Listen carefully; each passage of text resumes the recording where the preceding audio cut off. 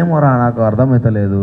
And ఇంకోటి ఏమైందంటే వాని దరిద్రం పాపం ఉన్నది 3 వారాలు కానీ నలుగురితో ఇంకేసారు వానికి. ఆ 3 వారాలల్లా వానికి ఎవరితో మాట్లాడాలన్నా భయం అవుతూ ఉన్నది. సో అట్లా వాడు ఏది మాట్లాడితే ఎటుపోతానో ఒక భయంలోకి వెళ్ళిపోయాడు. కానీ నిఖిల్ అది కాదు. ఎవరు? నిఖిల్ చాలా జెన్యున్ క్యాండిడేట్, కానీ ఎమోషన్స్ వాని గేమ్ని తొక్కేసినాయి. నేను వచ్చినప్పుడు అదే చెప్పిన, అవన్నీ వదిలేసాడరా ప్లీజ్, నాకు ఆ పాత నిఖిల్ కావాలి అని.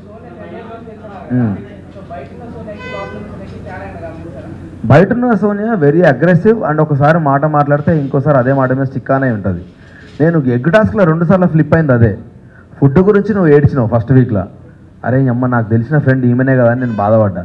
అదే ఫుడ్ గురించి మేము తెల్లారి 1 అవర్ మాకు ఇచ్చినప్పుడు మేము వండుకుంటామని అన్నాం. అరే మేము బెస్ట్ బ్రేక్ఫాస్ట్ వండుకుంటామని అంటే వాళ్ళు వండుకుంటామన్నారు. నీ అక్క ఎందుకు ఇలా పంచాయతీ, మీరే వండుకోర్రా అని చెప్తే బ్రేక్ఫాస్ట్ ప్లస్ లంచ్ కలిపి వండుకున్నారు వాళ్ళు. గంట బావు టైం తీసుకున్నారు. మరి నిన్న మీరు ఫుడ్ గురించి అందరు ఆకలి గురించి అంతా మాట్లాడారు, మీరు 1.5 గంట టైం తీసుకుంటే మరి మేము 1.5 గంట ఆగాలి కదా. నబీల్కి గ్యాస్ట్రిక్ ఇష్యూ ఉంది, నబీల్ ట్యాబ్లెట్ వేసుకోవాలి. ఆదిత్యన్నకి ఇష్యూ ఉంది, ఆదిత్యన్న ట్యాబ్లెట్ వేసుకోవాలి. మరి మీ దాంట్లో అట్లా ఎవరు లేరు హెల్త్ ఇష్యూస్. సరే మీకు ముందు టైం ఇచ్చినా మరి తీసుకోవచ్చు కదా. ఆ ప్రేమ ఇక్కడ ఏమైంది? ఫోటో టాస్క్లా దెబ్బ తాకుతుందనే ఫిజికల్ వైలెన్స్ అవుతుంది అన్నిసార్లు ఆపింది. అన్నిసార్లు మీరు ఆపినప్పుడు ఎగ్ టాస్క్లో కూడా ఫిజికల్ వైలెన్స్ అవుతున్నప్పుడు మీరు ఎందుకు ఆపలేదు?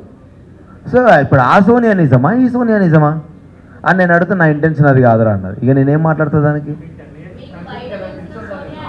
కాదనే చెప్తున్నా కదా, కాదని చెప్పిన నేను కాదనే చెప్తున్నా.